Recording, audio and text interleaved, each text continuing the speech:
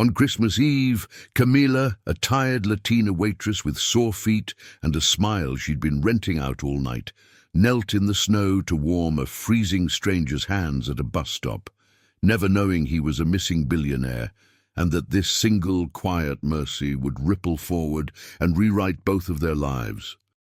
The downtown corner buzzed with passing cars and distant holiday music leaking from storefronts, while the cold wrapped everything in a brittle, metallic ache that made even the Christmas lights look sharp. Camila had told herself it would be just another late shift, another walk to the bus, another night of pretending she wasn't scared of tomorrow, until she saw the man hunched on the bench and watched people look straight through him as if he were a stain on the season. She didn't move because she expected applause, and she didn't move because she had anything extra to give. She moved because something in the way he shook felt like a human being being erased. What she did next wasn't about money at all. It was about dignity, and she had no idea that the smallest choice, made on a night everyone else would forget, was about to turn the balance of power in her life upside down. The wind came in hard between the buildings, dragging snow across the sidewalk in thin white sheets that stuck to Camilla's eyelashes and melted down her cheeks like cold tears. Her red uniform looked almost out of place against all that winter, bright and thin and too honest about how little warmth she had left. The man's coat was soaked at the cuffs and dusted with ice, and when he lifted his hands, they looked wrong. Too pale in the knuckles, too dark at the fingertips, like the cold was already making decisions for him. Camila hesitated only long enough to feel her own fear, the kind that whispers, "You should keep walking, keep your head down, don't get involved." Then she lowered herself into the slush, ignoring the wet bite through her stockings, and closed her palms around his as if warmth could be transferred by will alone. Up close, she could see he wasn't just cold. He was exhausted in a way that went beyond weather, as if he'd been running for days from something no one else could see. His eyes had that distant, unfocused shine of someone who'd stopped believing help was real. And when Camila spoke, he flinched slightly, not from her voice, but from the kindness inside it. "It's okay," she murmured, the words leaving her mouth like breath offered to a candle, careful not to snuff what little was left. She didn't ask for his story because she knew what it felt like to be cornered by questions when all you needed was one person to stay. In that moment, she gave him what she wished someone would give her when the bills piled up and the future felt like a door that wouldn't open. Simple human presence, steady and unhurried. A couple passed, glanced over, and kept going, their laughter trailing behind them as if the scene were an inconvenience to the holiday mood. Camila felt the sting of that indifference, not as anger, but as a familiar bruise, the same one she carried from being overlooked in crowded rooms and spoken to like she was part of the furniture. She slipped off her scarf, the one thin scarf she owned, and wrapped it around his hands, tucking it in like she was securing something fragile. Her phone was low on battery, but she called for help anyway, pressing it to her ear while shielding it from the snow with her shoulder, listening for the ring to catch. When she finally heard a voice answer, her throat tightened with relief so sharp it almost hurt, and she kept holding his hands until she felt the faintest return of life in his fingers. When the distant siren began to thread through the city noise, the man's gaze sharpened for a second, landing on Camilla's face as if he needed to memorize it before it vanished. He tried to speak, and only a rough whisper came out, but it carried the weight of someone unused to being rescued. You shouldn't have stopped." Camila shook her head gently, as if refusing the idea that mercy needed permission, and she stayed there until the flashing lights painted the snow in brief, trembling colors. As the paramedics approached, he squeezed her hands with a sudden urgency that didn't match his weakness, and she felt it like a message he didn't know how to send. And when he was finally lifted from that bench and the street swallowed the sound of him again, Camilla was left kneeling in the slush with empty palms, unaware that the man she'd warmed was about to come looking for her, and that the world would not be kind about it. Camilla didn't stand up right away when the ambulance doors shut, as if the cold had glued her to the sidewalk and the moment needed to finish speaking before she could move. The siren faded into the city's wet distance, and the bus stop returned to being just glass and metal and snow. Ordinary again, almost cruelly so. Her knees ached from the slush, but it was her chest that felt sore, tight with the strange weight of having cared for someone she would never see again. A few drivers glanced over, then looked away, relieved the scene had been cleaned up. Camilla rubbed her palms together, surprised by how empty warmth could feel after it had been given away.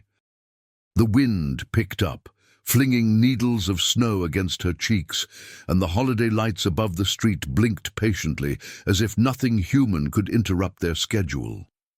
She found her scarf missing, and remembered wrapping it around his hands, that thin strip of fabric now traveling somewhere without her. For a second she imagined him waking under clean lights, hearing a nurse say he was safe, and the thought gave her a fragile comfort that almost resembled hope. Then her phone vibrated with a low battery warning, dragging her back to her own life with its familiar, unsentimental timing. She slid it into her pocket and stared at the bus route map, like it might explain why tonight had chosen her. When the bus finally arrived, the doors opened with a tired sigh, releasing a breath of heated air that smelled faintly of rubber and damp coats. Camilla climbed aboard and took a seat near the back, careful not to drip slush onto the floor, though she doubted anyone would care. Her fingers still remembered the shape of his hands, the stiffness, the trembling, the quiet surrender. And that memory felt more real than the passengers scrolling on their phones. Outside the window, storefronts flashed by with wreaths and red bows, selling a version of Christmas that didn't include men freezing on benches. Camilla lowered her gaze and held her hands in her lap, as if she were protecting something delicate inside them. Across town, in a modest motel room that smelled of old carpet and stale heat, Elliot sat on the edge of a bed he didn't deserve to complain about. He had been wrapped in blankets by strangers who didn't know his name, and still he couldn't stop shaking, not from cold now, but from the way her kindness had touched a place in him that money had never reached. The television in the corner flickered with muted news footage. His face, his company, words like scandal and missing marching across the screen, yet the noise felt far away compared to the simple fact of her kneeling in snow. He pressed his fingertips together and felt, impossibly, the echo of her warmth, like a confession his body remembered before his mind could argue. In the quiet, he realized the hardest part of being found might be facing the person who had seen him at his smallest. Camilla stepped off the bus several blocks from her apartment, choosing the longer walk as if movement could settle her thoughts into something she could carry. Snow collected on the shoulders of her uniform and melted slowly, leaving dark patches like bruises, and every footstep made a soft crunch that sounded too loud in the night. She passed a church with candles glowing behind the windows and felt an urge to go in, not for answers, but for stillness, for a place that wouldn't ask her to be strong for 5 more minutes. Instead, she kept walking, telling herself tomorrow would be manageable, telling herself she hadn't just lent the last of her warmth to a stranger. And somewhere in the city, Elliot stared at the ceiling and held on to a single certainty, that he would have to find her again, even if it meant tearing down the life he'd built to avoid feeling anything at all. Camilla's life had been built out of early alarms and quiet sacrifices, the kind that never make headlines and yet hold entire families together. Long before that bus stop, before the snow and the stranger's trembling hands, her days began in the dark with coffee she barely tasted and a uniform she pulled on like armor. She learned to smile on command, to apologize for things that weren't her fault, to swallow pride the way some people swallow pills. If she had a talent, it was endurance, steady, uncelebrated, and expensive. And even when her body begged for rest, she kept moving because stopping was a luxury she couldn't afford. At home, the apartment was small enough that every sound carried, but it was still the only place that felt like hers. Her son, Matteo, filled the quiet corners with crayon drawings and school papers, little bright proofs that something good could grow even in tight spaces. He had a habit of leaving notes in strange places, inside the cereal box, under her keys, taped to the fridge with crooked tape, like he was trying to protect her heart from the parts of the world that kept pressing on it. Camilla pretended she didn't need those notes, but she saved every one, folding them carefully and hiding them where the bills couldn't touch. Some nights when Matteo slept, she would smooth the paper open and read the same words again, letting them calm her the way hymns once had. Money, though, had become a constant shadow that moved with her from room to room, from shift to shift, from breath to breath. She worked 2 jobs, one that stole her nights and another that stole her mornings, and still the numbers never lined up the way she prayed they would. The envelopes on the counter grew thicker, the red stamps louder, and the landlord's tone on the phone grew shorter each week. Camilla learned to stretch meals, to delay haircuts, to wear the same shoes until the soles surrendered, telling herself it was temporary, telling herself she was almost caught up. But the truth waited in the quiet like a winter draft, slipping under a door. One bad week could break everything. That Christmas Eve, when she finally came home, her apartment smelled faintly of laundry soap and yesterday's rice, comfort mixed with worry in a way she'd grown used to.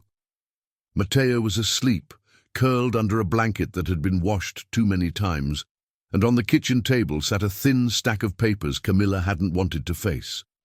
She placed her purse down gently, as if loud movement might wake the fear in the room, and slid the top page forward with 2 fingers. It was the eviction notice, cleanly printed, mercilessly polite, as if a typed letter could soften the cruelty of taking a child's home. Her throat tightened, but she didn't cry, because she'd promised herself she wouldn't waste water on what she couldn't change. Then she noticed something tucked beneath the notice, a small folded paper drawn in careful, uneven handwriting. It was Matteo's note, written as if he'd practiced, with a crayon heart pressed into the corner. "Mom, if you're sad, hold this and remember I love you. You always fix things." Camilla pressed the note to her chest, feeling both comforted and exposed, as if her son could see the exact place she was breaking. Her phone buzzed in her pocket, and the screen lit up with a message that turned her blood cold. "Lockout starts tomorrow morning. Don't make this harder." The next morning arrived with a thin, pale light that made everything look more exposed than it felt the night before. Camilla slept in fragments, waking every hour to the memory of cold hands and the sharper memory of that landlord's message. When she finally rose, she moved quietly so Matteo wouldn't see the panic gathering behind her ribs. She warmed leftover coffee, stared at the eviction notice, and folded it again, as if folding could shrink the truth. Then her phone lit up with news alerts that seemed to shout in the same breath the world refused to whisper. "A billionaire CEO had vanished overnight," the headline said, after a scandal that had turned boardrooms into war rooms and friendships into liabilities. His photograph filled the screen. Clean suit, controlled smile, eyes trained to look certain, even when certainty was performative. Camilla's fingers went still because she recognized something she hadn't expected to recognize. Not the wealth, not the grooming, but the particular shape of exhaustion behind his gaze. It was the same distant look she'd seen under the bus shelter, the look of a man whose body was present while his soul was elsewhere. She told herself it couldn't be him, because men like that didn't freeze on benches and accept warmth from strangers. Yet the longer she stared, the more her mind stopped arguing and began remembering. Across the city, Elliot sat in a quiet room that was not luxurious enough to feel like home and not humble enough to feel like penance. His assistant's calls went unanswered. His security details searched without finding him, and the people who usually spoke his name with reverence now spoke it with calculation. A television murmured in the corner, repeating his face, repeating the story, repeating the version of him that had been carefully built for years. He watched it without blinking, feeling oddly separate from the man on the screen, as if that image belonged to someone else entirely. The scandal was real, and so was the guilt, but what haunted him most was simpler than any headline. He kept seeing Camilla's hands closing around his, and the way her kindness had not asked permission from his status. Camilla walked Matteo to a neighbor who agreed to watch him just for a few hours, and she tried to make her voice sound normal when she said it. She returned to the restaurant with her shoulders squared, the way she always did when life threatened to push her down in public. Inside, the place smelled of coffee and syrup and forced cheer, decorated with tinsel that shimmered even as the staff moved like they were carrying invisible stones. People talked about the missing billionaire between orders, laughing in that careless way that made someone else's pain feel like entertainment.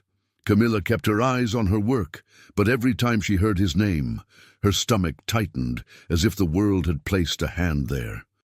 She realized with a quiet dread that if she had recognized him, others could trace him back to her. By late afternoon, Elliot made a decision that felt less like strategy and more like surrender.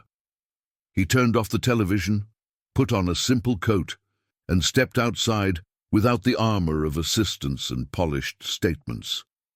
He didn't want to send money, and he didn't want to buy silence, because he could feel how easily that would become another way of taking something from her. He wanted to offer proof that what happened in the snow mattered, not as a dramatic story, but as a moral line he could no longer cross back over. Somewhere in the city, Camilla was folding napkins and swallowing fear, unaware that her small act of dignity had already entered a world that would try to control it. And as Elliot walked into the cold again, one thought stayed with him like a vow he didn't yet deserve to speak. He would find her, and this time he would not hide behind anything at all. Camilla tried to return to routine the way a person returns to a chair after the floor has shifted, carefully, pretending balance is the same thing as safety. The restaurant was warm, loud, and decorated like a postcard, but she felt as if she was still outside, still kneeling in snow, still holding a stranger's life between her palms. Her body moved through familiar motions, refilling coffee, carrying plates, smiling at customers, while her mind kept replaying the look in those eyes. Every time the front door opened, a small part of her tensed, expecting the cold to walk in again. And underneath it all sat the landlord's threat like a stone she couldn't swallow. By midday, the gossip arrived the way it always does, quick, careless, hungry for drama. A table of regulars chuckled over their phones, and two co-workers leaned close behind the counter, trading headlines like they were sharing dessert. "The billionaire's missing," one of them said, laughing too easily, as if the world was a game and suffering was just another episode. Someone joked that rich people only disappear when they've done something unforgivable, and another answered that forgiveness was for church, not for men like that. Camilla kept her face neutral, but her stomach tightened because she wasn't hearing a story anymore. She was hearing the room decide what kind of human being that freezing man was allowed to be. She wiped down the same section twice just to keep her hands busy. Then her manager called her aside, his voice low and practiced, the voice people use when they want control to sound like concern. He mentioned loiterers outside, reminded her of company policy. and watched her closely as if he were trying to read something on her face. He said the neighborhood had been getting worse, that customers didn't like being bothered, that the restaurant couldn't afford problems on a holiday weekend. It wasn't what he said that cut her, but what he implied, that mercy was suspicious, that compassion could become a liability, that a waitress should know her place and stay within it. Camilla nodded politely, because politeness was another tool she'd learned to survive with, but inside she felt that first wound open, the realization that doing the right thing could make her life even harder.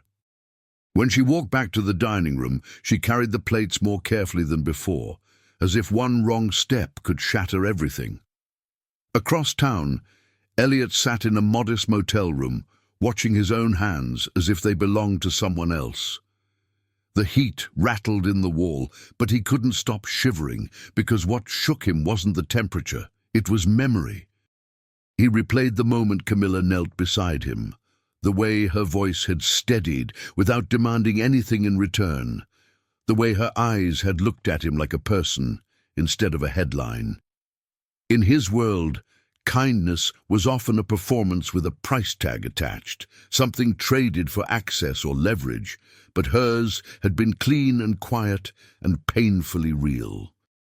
He stared at the muted television showing his face and the word "scandal" scrolling beneath it, and for the first time the image didn't feel powerful, it felt small.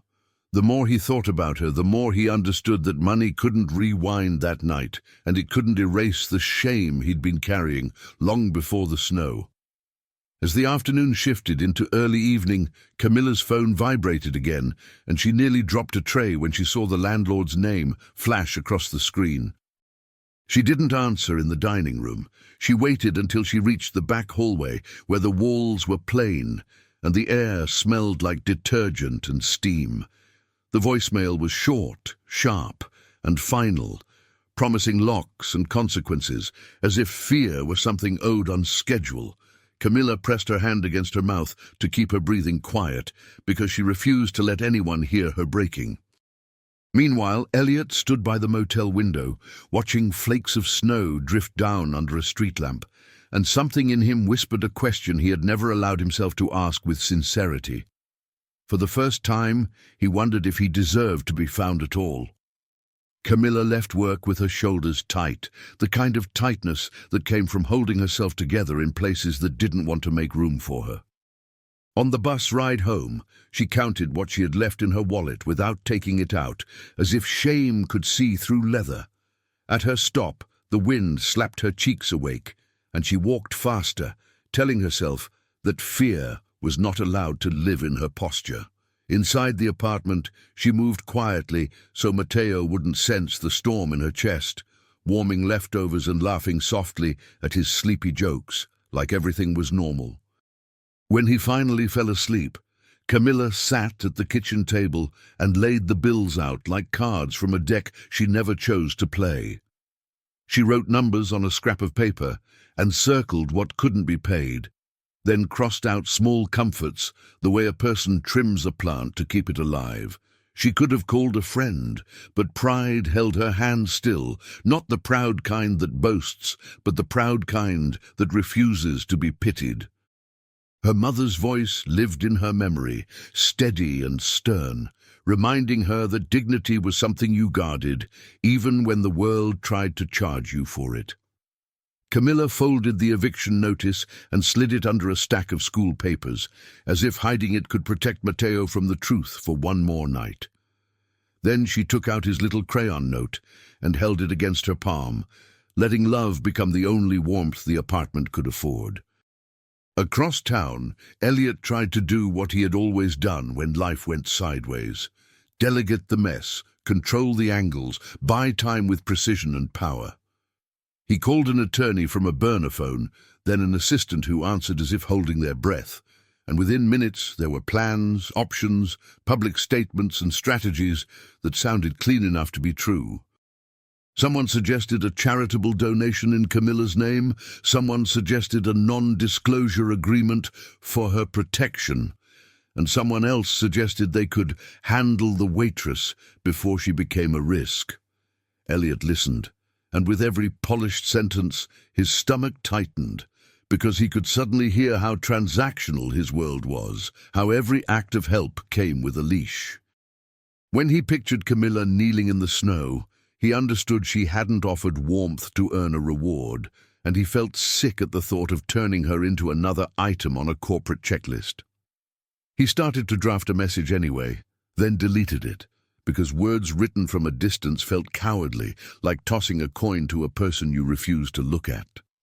He imagined sending a thick envelope and watching it land on her table like an insult disguised as salvation, and he realized money could become another way of making her feel small. Elliot had spent years believing generosity meant writing a check, and yet the only generosity that had reached him lately had been two bare hands in freezing weather, steady and unafraid. He looked at his reflection in the dark motel window and saw a man who had everything and still couldn't find peace in his own skin. The scandal had cracked his life open, but Camilla's kindness had exposed the deeper fracture, the one he'd kept sealed with success. Back in her apartment, Camilla heard Matteo shift in his sleep, and her heart clenched with the instinct to protect him from any future that might bruise him the way she'd been bruised. She went to his room and tucked the blanket closer, studying his face like it held instructions she couldn't afford to misunderstand. For a moment she allowed herself to imagine a different life, one where home wasn't temporary, where work didn't swallow her, where she could breathe without counting the cost. Then she shut that dream down gently, not because she didn't believe in it, but because hoping too loudly felt dangerous. She returned to the kitchen, stared at the landlord's message, and promised herself she would not beg, even if the world tried to force her onto her knees again. Elliot finally understood that if he wanted to make anything right, he couldn't hide behind lawyers, publicists, or the convenient distance of money. He needed to show up as a man who could admit wrong, accept boundaries, and offer repair without demanding gratitude as payment.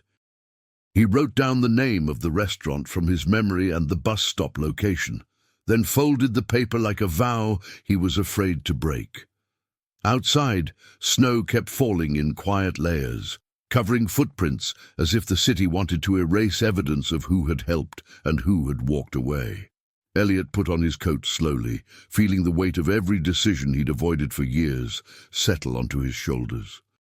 And while Camilla sat at her table, fighting to keep tomorrow from stealing her son's peace, Elliot stepped into the cold with one clear intention: to find her again, not as a headline, but as a human being who finally had to tell the truth.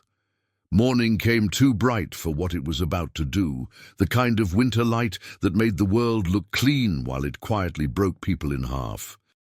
Camilla woke before her alarm, already dressed in fear she refused to name, and stood in the kitchen staring at the eviction notice as if it might soften overnight. She warmed a small bowl of oatmeal for Matteo, smiling the way she always did, steady, practiced, so his eyes wouldn't learn the shape of panic. When he asked if they were going to be okay, she kissed his forehead and said yes, because sometimes a mother's faith has to speak first, even when her life hasn't caught up to it yet. They walked down the hallway together, Camilla holding Matteo's hand a little tighter than usual, her other hand gripping a ring of keys that suddenly felt too light. The building smelled like cold concrete and someone else's fried breakfast, ordinary smells that made what was coming feel even more unreal. She tried her key once, then again, forcing herself to stay calm, to breathe slowly, to keep her shoulders from collapsing forward. The lock didn't turn, not even a fraction, and when she leaned closer, she saw the new metal latch gleaming like a cruel little smile. For a second, she simply stood there, the silence so loud it felt like it had weight. A door opened behind them, and a neighbor peeked out with the cautious sympathy people wear when they don't want trouble to touch them. Camilla heard the sound of cardboard scraping somewhere nearby and followed it down the corridor, each step heavy with the knowledge that she already knew what she would find. Her life was stacked by the stairwell, boxes taped shut, a trash bag of clothes, Matteo's small backpack, and a framed photo of the two of them tilted sideways as if it had been handled without care. Matteo stared at his things with a child's confusion, blinking as if this was a game that hadn't explained the rules, and Camilla swallowed hard until her throat burned. She bent down, brushed snow off the top of a box where it had drifted in, and felt something inside her crack quietly, the way ice splits without warning. She called the landlord and got voicemail, then called again until her fingers hurt, listening to the ring and realizing the world had decided not to answer her today. When she finally reached the property manager, the voice on the other end sounded bored, as if removing a family from their home were just another task on a checklist. Camilla tried to keep her tone steady, but the words came out thin, like breath in the cold, and she could hear Matteo behind her asking softly where they were going to sleep. She told him they were going somewhere safe, told him she had a plan, because a plan was sometimes just a sentence you repeated until it became true. And then, as she pulled her coat tighter around his shoulders, she noticed the street had gone oddly still, as if even the city was holding its breath. At the corner, a black car rolled to a stop with a quiet authority that didn't belong in her world, its tires crunching through snow as if it had been sent by a different kind of life. The door opened, and a man stepped out, dressed simply, but moving with the careful restraint of someone accustomed to being watched. He paused when he saw Camilla beside the boxes, his gaze catching on Matteo's face and then lifting back to hers with something that looked like shame trying to become courage. Camilla's heart tightened, because she recognized those eyes before she recognized anything else, and the air between them turned sharp with the memory of her hands warming his in the snow.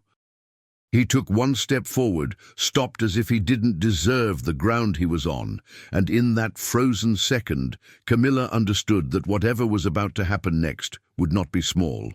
Camilla didn't let the man's presence turn into a scene, even though the world inside her felt like it was tipping over.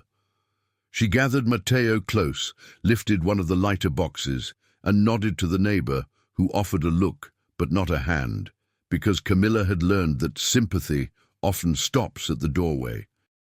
The man in the black car didn't rush her, didn't reach for her things like he could claim them, and that restraint unsettled her more than arrogance would have. He only spoke her name once, softly, as if he had repeated it all day in his mind, and was afraid to say it wrong. And in that moment, Camilla realized this wasn't simply help arriving. It was a test of what kind of help it would be. By evening, she found herself in a church hall that smelled of soup, old wood, and the kind of warmth that didn't come from money. Folding chairs lined the walls, and families spoke in low voices, their exhaustion mingling with carols played too gently to feel fake. A volunteer handed Camilla a bowl and a blanket without asking for a story, and Camilla felt her throat tighten at the quiet dignity of it.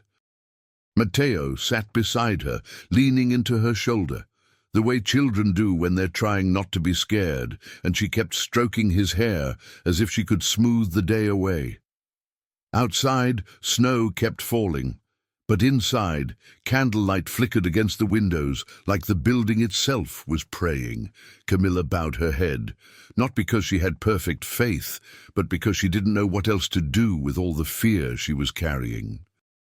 Her prayer wasn't polished, it was simple and trembling, asking for strength to stay gentle in a world that kept punishing gentleness. She asked for a door that wouldn't close on Matteo again, for a way to keep his childhood from turning into survival too soon. She thought of the man at the bus stop, then of the man from the black car, and felt anger and gratitude collide inside her like two waves. Somewhere deep down, she feared that accepting anything from him would come with a hidden price, and that her pride, her last clean possession, might be what she lost next. Across town, Elliot sat alone in a dim room that felt too quiet to be safe.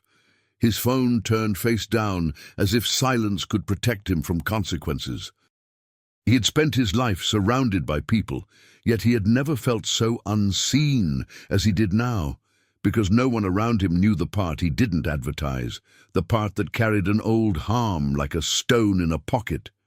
The scandal had cracked open his public image, but the truth that haunted him had been living inside him for years, waiting for a night like this to rise.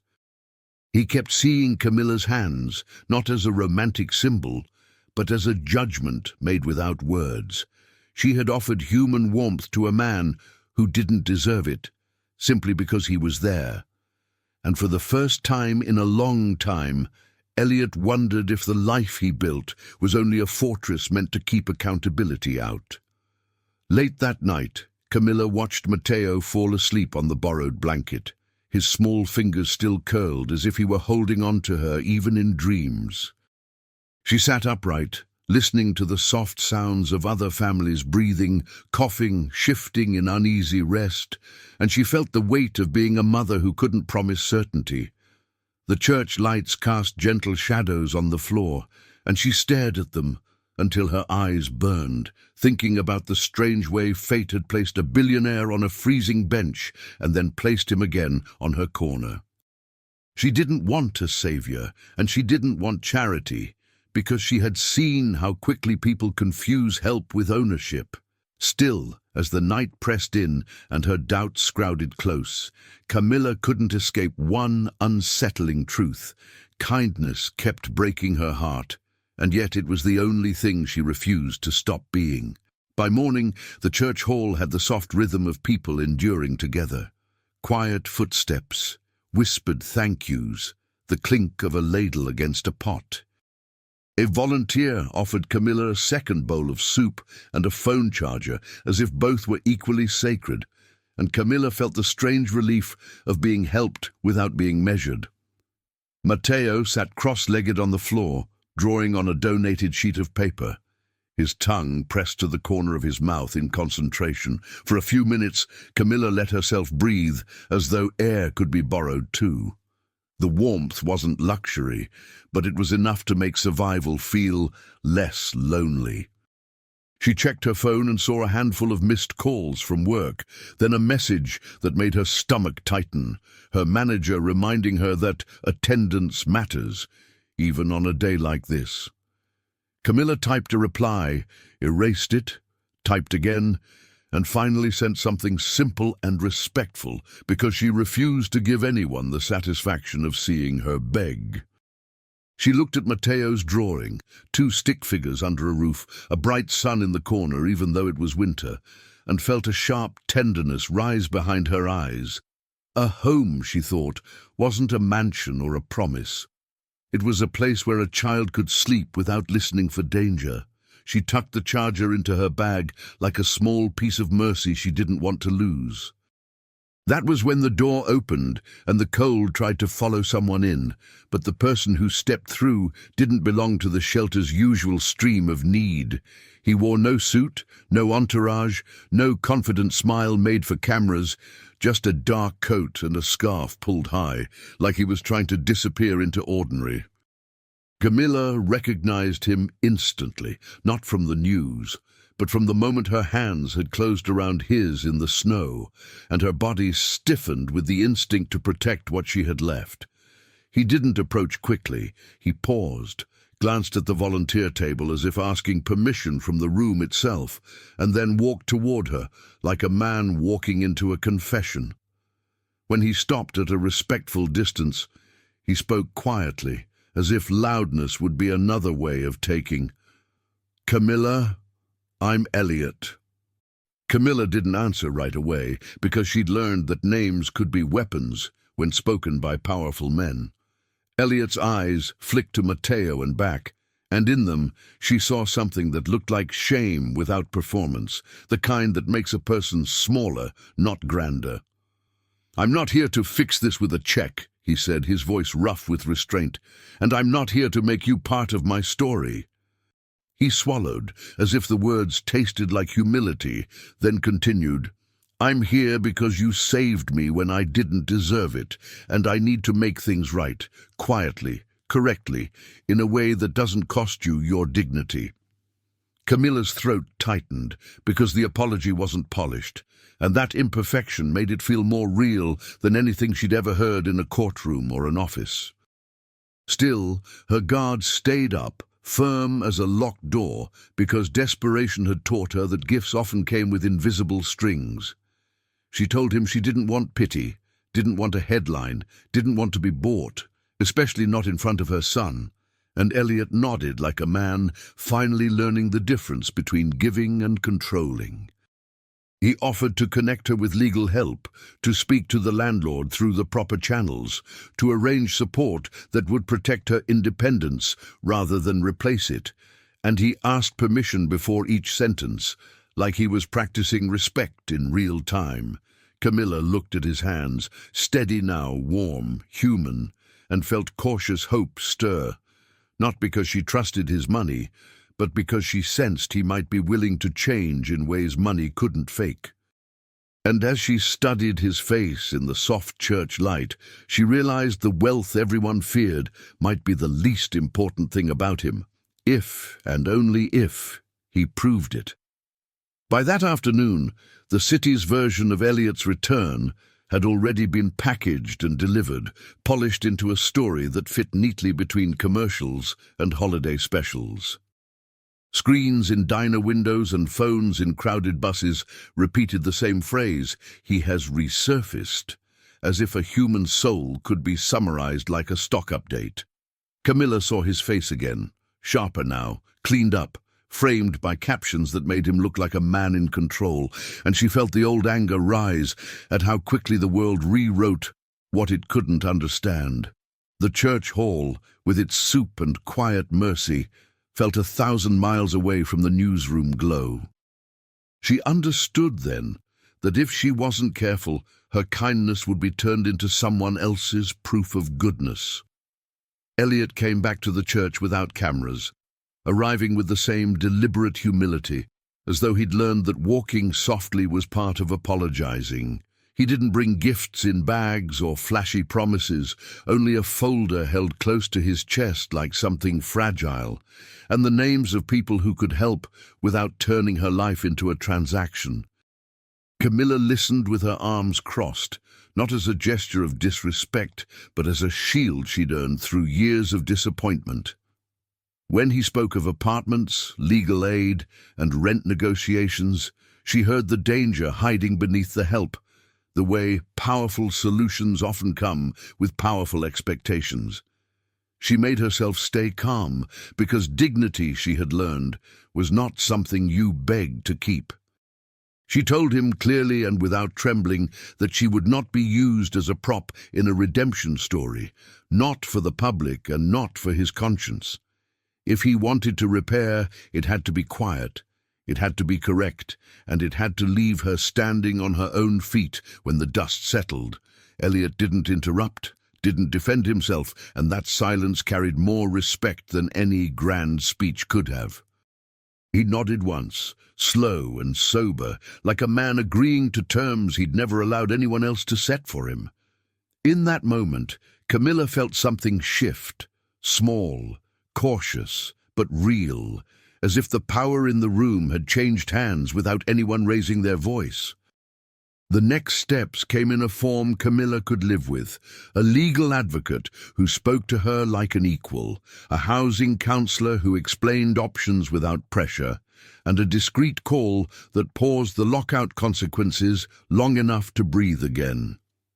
Elliot insisted on safeguards that protected her independence, not his image, and he kept his name out of the paperwork whenever it could be done ethically. He offered to cover temporary housing through a third-party fund with clear rules, not a personal favor she'd have to repay with gratitude. Camilla didn't melt into relief.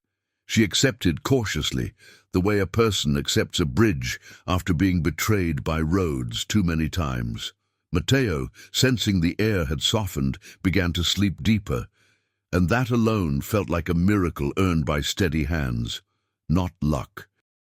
But Elliot's old world was not the kind that let quiet goodness happen without trying to control it, and the first shadow arrived before the sun even finished setting. His assistant left a message he didn't answer, and then another, warning him that the board was concerned, that the optics were volatile, that certain people were asking questions about the waitress from the church. Camilla noticed a man outside in a dark coat lingering too long near the parking lot, pretending to scroll his phone while his eyes counted faces. Elliot saw it too, and the shame in him turned into something sharper, not fear for his reputation, but fear that his past could still reach out and punish the very person who had shown him mercy. And as the church lights flickered against the winter dusk, it became clear that changing quietly would be the hardest kind of change to protect. Camilla began to notice how quickly the air changed when Elliot's name was spoken outside the church walls, as if the world couldn't tolerate a powerful man becoming human without demanding a price. The counselor who had been so calm the day before now spoke in careful phrases, warning her that attention could turn dangerous when money and reputation were involved. Elliot kept his visits quiet, but quiet did not mean invisible, and Camilla could feel unseen eyes tracking the edges of her life the way cold creeps under a door. She didn't tell Matteo everything, only that they were safe for the moment, because a child's peace is a fragile thing, and she guarded it like a candle. Still, deep inside, she sensed this wasn't only about rent or housing. It was about control, and control always fought back. Elliot finally told her the part of the story that didn't fit on a news banner, speaking slowly, as if each sentence had to pass through shame before it could become truth. The scandal wasn't just a business mistake or a bad headline. It was the surface of something older, a decision he'd made years ago that had crushed someone who didn't have lawyers or connections to soften the fall. He described it without excuses, how a signature, a meeting, and a refusal to look too closely had ruined a life, and how he'd buried the guilt under promotions, philanthropy, and the steady noise of being admired. When he said he didn't run from cameras, but from his own reflection, his voice cracked in a way no publicist could script. Camilla listened, her anger steady but not careless, because she understood how power can harm without ever raising its voice. He pulled a worn wallet from his coat and hesitated before showing her what was inside, like a man opening a wound he'd kept bandaged for years. There was an old photograph, creased, slightly torn at the corners, of a younger Elliot beside someone whose face had been partially ripped away, as if even memory had been treated like evidence to destroy. He admitted he'd kept it because guilt had become the only honest thing he carried, and because part of him had always known he would have to face what he'd done someday, even if he kept postponing that day. Camilla felt the weight of the image without needing every detail, because she could recognize regret when it was real, and she could recognize fear when it wasn't about losing money. Outside, through the frosted glass, she saw a figure pause too long near the entrance, and the feeling of being watched returned with a sharper edge. When Elliot's phone buzzed, he didn't answer immediately, but the name on the screen was enough to tighten his jaw. A board member, then another, then a number he didn't recognize. He turned the phone over, yet the pressure didn't stop, as if his old world had decided silence was no longer allowed. He confessed that people were searching for the waitress, not because they cared about her, but because controlling her meant controlling the narrative, and controlling the narrative meant protecting the machine that had made them rich. Camilla felt her stomach drop, not at the idea of Elliot being powerful, but at the realization that power traveled with him like a storm front, touching whoever stood too close. She had wanted repair, not war, but the world was already choosing sides around her. Then her own phone rang, and the number was her manager's, but the voice on the other end wasn't his. It was colder, smoother, like someone trained to sound reasonable while delivering threats. The caller spoke about concerns, about public exposure, about how a single mother couldn't afford misunderstandings at work, and how employers sometimes had to report instability when children were involved. Camilla's fingers tightened around the phone until they ached, because she heard the message beneath the polite words, sharp as broken glass. And when the voice finally finished, it left her with a sentence that turned her blood to ice. If she kept meeting Elliot, she would lose her job, and they would make sure people started asking whether she deserved to keep her son. Camilla didn't cry when the call ended, not because it didn't hurt, but because tears felt like a luxury she couldn't spend in front of a world that was already measuring her weakness. She set the phone down slowly and looked at Matteo, who was coloring at the edge of the church hall, unaware of how quickly adults can turn paperwork into a weapon. Her hands trembled for a moment, then steadied, the way they had steadied in the snow when she chose to kneel instead of walk away. She told herself that fear was loud, but truth was heavier, and she would carry the heavier thing. When she stood up, her spine straightened like a quiet refusal to be pushed into shame. At the restaurant, the manager tried to keep his voice smooth, as if professionalism could erase cruelty, but Camilla heard the panic underneath it. Panic that she might not stay small. He talked about policy and image, about protecting the business, about how single mothers needed to be careful with the company they kept. Camilla listened until he finished, then spoke with a calm that made the room feel suddenly brighter, naming the threat for what it was without raising her volume. She reminded him she had never missed a shift without reason, never stolen, never lied, never asked for special treatment, and she would not accept intimidation dressed up as concern. When he tried to talk over her, she simply held his gaze, and the silence that followed sounded like a door finally closing on his control. Elliot, meanwhile, walked into a glass conference room where everything was polished to reflect power. Steel edges, clean lines, faces trained to look sympathetic while thinking in numbers.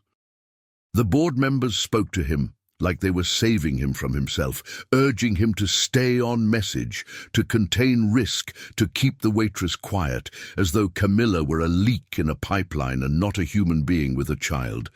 Elliot felt something harden inside him, not into anger, but into clarity, the kind that arrives when you finally understand what you've been protecting. He told them he wouldn't buy silence, wouldn't sign off on threats, wouldn't let anyone pull a mother apart just to preserve a brand. The room went still because they were used to his compliance, and this new version of him didn't speak their language anymore. They push back the way institutions always do when conscience enters the room, warning him about lawsuits, shareholder confidence, press cycles, and the consequences of looking unstable.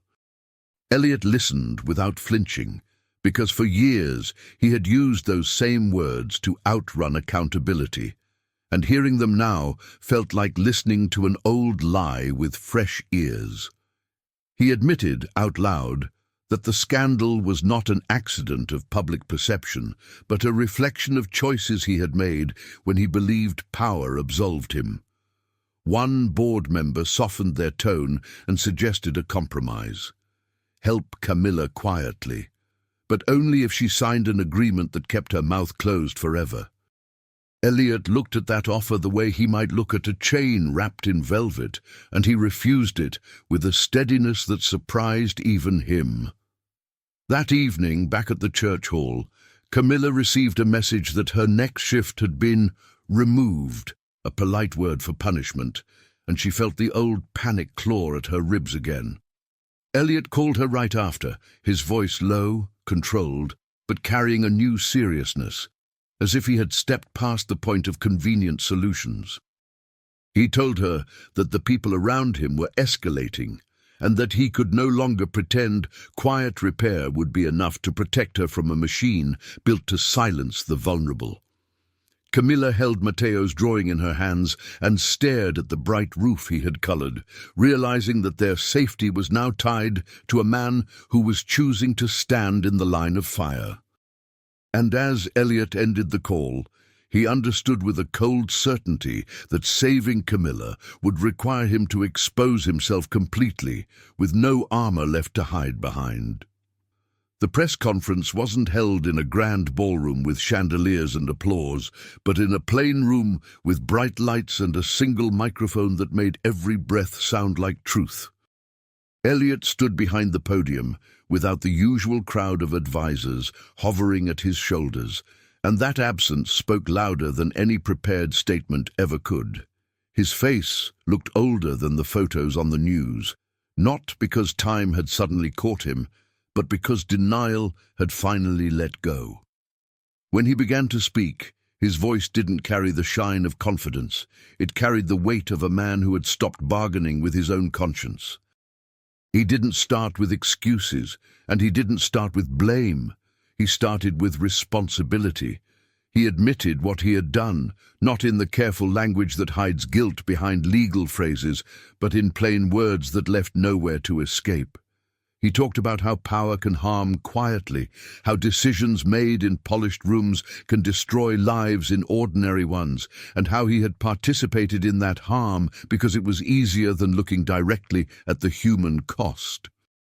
He announced restitution that was measurable and enforceable, changes that would outlast headlines, and he made it clear that the people affected would not be forced into silence as the price of being helped. Then, when the room waited for him to name a hero and turn his apology into a spectacle, he did something unexpectedly gentle. He refused to make a trophy out of the person who had awakened him. He said only that a stranger's dignity had reminded him what being human was supposed to feel like, and he let that be enough.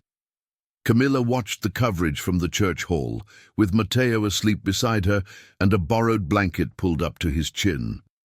She didn't feel triumphant, because she knew the world could clap for a confession and still punish the poor the next morning. Yet she felt something shift inside her, a steady warmth that wasn't naive hope but earned relief, relief that the machine trying to crush her had, at least for a moment, met a man willing to stand against it. The counselor returned with updated papers and spoke in a tone that finally sounded unafraid, explaining that an emergency housing arrangement had been approved through a trust designed to protect her independence. There were safeguards, clear boundaries, and no requirement that she pose for photos or speak for anyone's brand. For the first time in days, Camilla could look at the future without flinching on every breath. When Elliot met her afterward, it wasn't in front of cameras or crowds, but in a small office near the church where the heater rattled and the coffee tasted like kindness more than quality. He handed her the folder slowly, as if he understood that even paperwork could feel like a threat when your life has been controlled by it. Camilla read every line, asked hard questions, and refused to let gratitude make her careless, because she had learned that dignity is protected by clarity. Elliot didn't rush her and didn't try to sell her the gift. He let the terms speak, and he let her take her time, even when his own world was spinning. When she finally looked up, her eyes held something that was not forgiveness yet, but recognition. Recognition that this wasn't charity, it was repair, and repair required patience. She said she would accept it under one condition, that her son would never have to feel like they were living in someone else's shadow. The move happened quietly, like a prayer answered without drama, and Camilla did not allow herself to celebrate until the key turned and the door opened to warmth that belonged to them. The apartment was modest, clean and safe, with windows that shut tightly and walls that didn't echo with other people's arguments, and Matteo ran from room to room as if he were exploring a new planet. Camilla stood in the doorway for a long moment, letting her chest expand, as if her lungs were remembering what rest felt like. She taped Matteo's crayon heart to the refrigerator, not as decoration, but as a reminder of what had carried them through the worst days. Later, when she wrote Elliot a short note, it wasn't praise that filled the page, it was a simple truth. Consistency matters more than gestures, and respect lasts longer than money. But peace, Camilla knew, never arrives alone. It arrives with consequences trailing behind it like footprints in snow. Elliot's confession had cracked open more than his public image. It had opened a door for people from his past to step into the light, and not all of them would come seeking healing. That night, as Camilla watched Matteo sleep in a bed that finally felt permanent, Elliot received a message from his attorney marked urgent, followed by a name he hadn't heard in years, a name that made his stomach drop with the same cold he'd felt on that bench. He stared at it until his eyes burned, because he understood what it meant. The final reckoning wasn't going to be with the board or the press, but with the life he had once helped break, and it was now walking back toward him. The first night in the new apartment didn't feel miraculous so much as unfamiliar, like silence had a different texture when it wasn't filled with dread. Camilla moved carefully through the rooms, touching the door frame, the windowsill, the kitchen counter, as if she needed proof that nothing would vanish by morning. Matteo claimed a corner for his drawings right away, arranging crayons like treasures and humming to himself as though the air had finally stopped threatening him. Camilla watched him and felt a slow ache of gratitude that did not erase the past, but softened its sharpest edges. Even so, she kept her handbag close, because survival habits don't dissolve just because a lock turns. Over the next days, her body began to unlearn emergency, one small moment at a time, and she discovered how heavy exhaustion had been when it was constant. She cooked a simple meal and noticed she could taste it, not because the food was better, but because her mind wasn't racing ahead to the next disaster. She cleaned without urgency, folded laundry without anger, and let Matteo pick a small, cheap ornament for the window because he said it made the place feel like ours. At night, she sat with a cup of tea and allowed herself to picture a future that wasn't built entirely out of warnings. Yet beneath the calm, her dignity stayed vigilant, guarding the boundary between help and ownership, like a mother guarding a child. Elliot kept his distance in the way Camilla had asked, the kind of distance that respected her life instead of hovering over it. He began showing up where he could serve without being recognized, at community kitchens and church halls, doing the unglamorous work that never earns applause. The first time he washed dishes beside volunteers who didn't know his name, he felt something in his chest loosen, as if humility were a language his soul had been trying to remember. He didn't announce his good deeds and didn't collect gratitude, because he was learning that the point was not being seen, but becoming the kind of man who deserved to be unseen. And even with all that, he carried a quiet fear that his past could still reach forward and punish the very people he was trying to protect. Camilla wrote him a letter because spoken words still felt too easy to misunderstand, and she wanted her meaning to stand on paper without trembling. She didn't thank him the way people thank benefactors. She named what mattered, the way a person names a principle when life is finally stable enough to tell the truth. She wrote about consistency being the real proof, about respect being more valuable than rescue, and about how Matteo would never be a prop in anyone's transformation. She told him that repair was not a single grand gesture, but 1,000 quiet choices made when no one was watching. When she sealed the envelope, she felt a strange peace, not because everything was perfect, but because she had stayed herself through the storm. On New Year's morning, Elliot stood in his own kitchen staring at a city that looked clean under fresh snow, and for a moment he believed he might actually be allowed to start over. Then a courier arrived with a sealed envelope marked with legal insignia, the paper thick and official, heavy in a way that made his hands go cold. He opened it slowly, reading